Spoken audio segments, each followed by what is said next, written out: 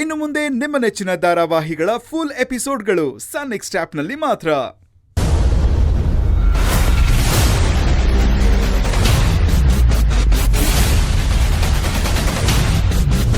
ಬೇರೆ ಮನೆ ಮಾಡ್ಕೊಂಡು ಹೋಗೋಣ.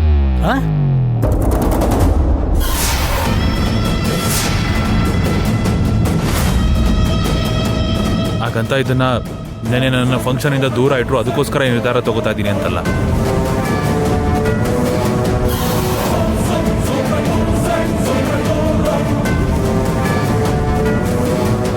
ನನ್ನ ಹೆಂಡತಿ ಕಡೆಯವರು ಪಾಪ ಪದೇ ಪದೇ ಈ ಮನೆಗೆ ಬಂದು ಅವಮಾನ ಅನುಭವಿಸ್ಬಾರ್ದು ಅಂತಪ್ಪ ಈ ನಿರ್ಧಾರ ತಗೋತಾ ಇರೋದು ನಾನು.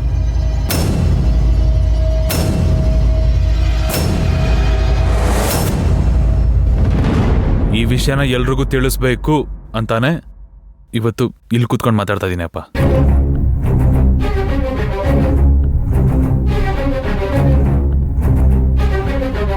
ಅಪ್ಪ ಏನ್ ಹೇಳ್ತಾರೆ ಈ ನಿರ್ಧಾರದ ಬಗ್ಗೆ ನೀವು? ಹೇಳೋದಕ್ಕೇನಿದೆ, ಇದು ಮುಕ್ತಾಯ ಅಲ್ಲ ಕಣೋ, ಇದು ಆರಂಭ.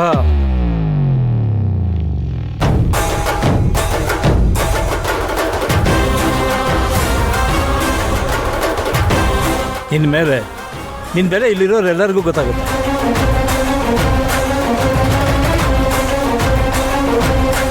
ನಿನ್ನ ನಿರ್ಧಾರ ಸರಿಯಾಗೇ ಇದೆ ಕಣೋ. ಥ್ಯಾಂಕ್ಸ್ ಅಪ್ಪ.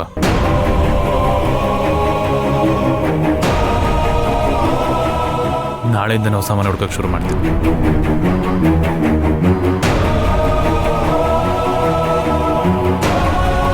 ಈ ನಿರ್ಧಾರನ ನೀನು ಯಾವಾಗಲೂ ತಗೋಬೇಕಾಗಿತ್ತು, ಈಗ ತಗೊಂಡಿದ್ಯಾ.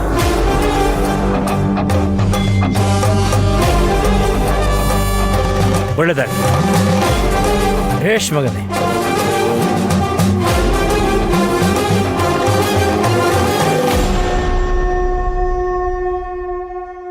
ಅಲ್ಲ ವಿಜಯ್, ಎಲ್ಲರಿಗೂ ವಿಷಯ ತಿಳಿಸ್ಬಿಟ್ಟು ಅಪ್ಪನ ಸಜೆಷನ್ ಮಾತ್ರ ಕೇಳಿದ್ರೆ ನಾವು ಇದೀವೋ, ನಮ್ಮನ್ನು ಕೇಳೋ.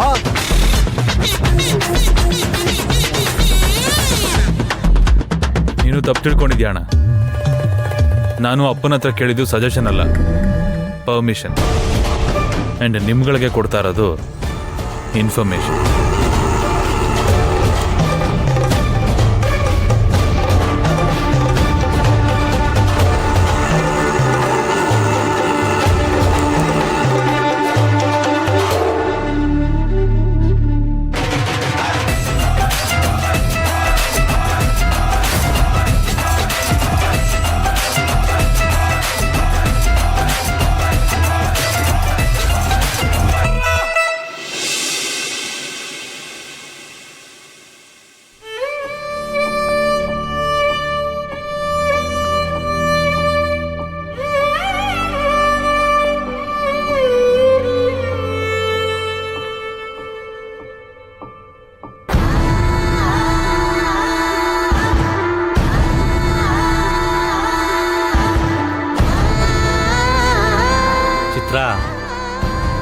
ಮನ್ಸ್ಗೆ ತುಂಬ ನೋವಾಗ್ತಿದೆ.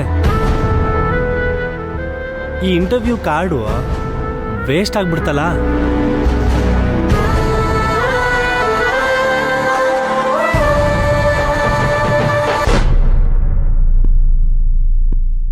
ಯಾಕೆ ಚಿತ್ರ ಇಷ್ಟೊಂದು ಟೆನ್ಷನ್ ಆಗ್ತಿದ್ಯಾ?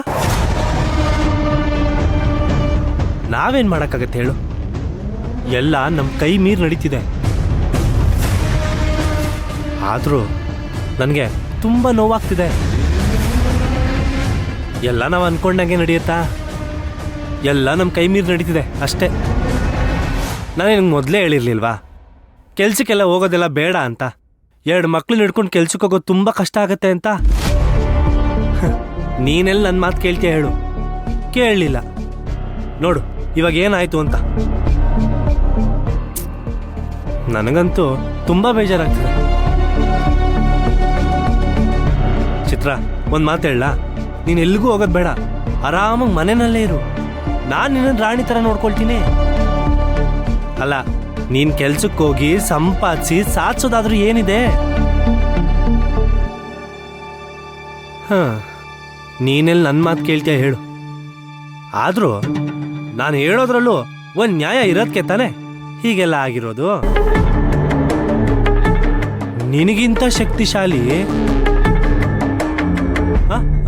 ಮೇಲೊಬ್ಬ ಇದ್ದಾನಲ್ವಾ ಆ?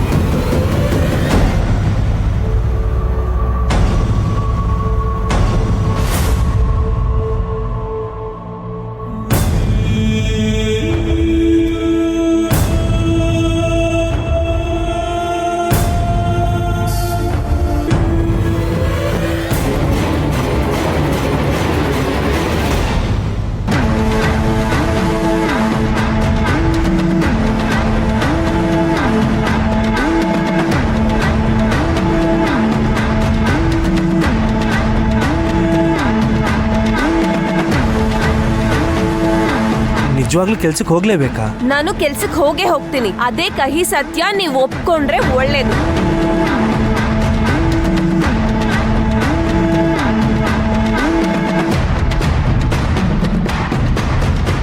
ಅಕ್ಕ ಒಂದು ಸ್ವಲ್ಪ ಫೋನ್ ಕೊಡ್ತೀರಾ? ಅಲ್ಲಿ ಆಕ್ಸಿಡೆಂಟ್ ಆಗಿಬಿಟ್ಟಿದೆ. ಅವ್ರ ಮನೆಯವ್ರಿಗೆ ಫೋನ್ ಮಾಡಿ ತಿಳಿಸ್ಬೇಕು. ಸ್ವಲ್ಪ ಫೋನ್ ಇದ್ರೆ ಕೊಡ್ತೀರಾ?